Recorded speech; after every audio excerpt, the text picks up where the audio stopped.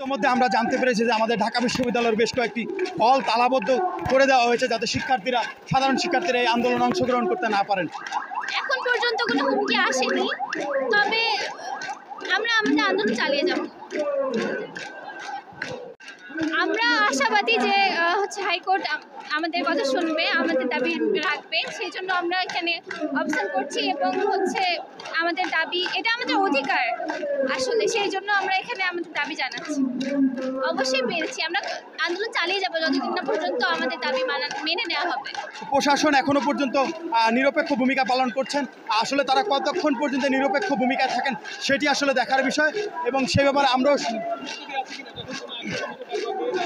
আমরা সাধারণ শিক্ষার্থীরা যেহেতু বৈষম্যের বিরুদ্ধে লড়াই করছি, সংগ্রাম করছি, আমরা বিশ্বাস করি যে প্রশাসন আমাদেরকে কোনো ধরনের ডিস্টার্ব করবে না। আর তারপরে যদি তারা আমাদের দিকে তেড়ে আসেন, আমরা সাধারণ শিক্ষার্থীরা ঘরে ফিরবো না। প্রয়োজনে আমাদের শরীরের শেষ রক্তবিন্দু দিয়ে হলো আমরা আমাদের এই যৌক্তিক দাবিটি আদায় করে তারপরে আমরা ঘরে ফিরবো ইনশাআল্লাহ। দেখেন, আপনি একটি পরিসংখ্যান থেকে খুব স্পষ্টভাবে বুঝতে পারবেন কেন এই কোটা পদ্ধতি বাতিল করা একটি যৌক্তিক দাবি। বাংলাদেশের যে মূল জনসংখ্যা রয়েছে তার ৯৭% মানুষের জন্য মাত্র ৪৪% কোটা, এবং বাকি যেই ৩% মানুষ রয়েছে তাদের জন্য ৫৬% কোটা। অর্থাৎ এই পরিসংখ্যান থেকেই বোঝা যায় যে আমরা যারা কোটার বাইরে রয়েছে আমরা কতটা অবহেলিত এবং বৈষম্যের শিকার।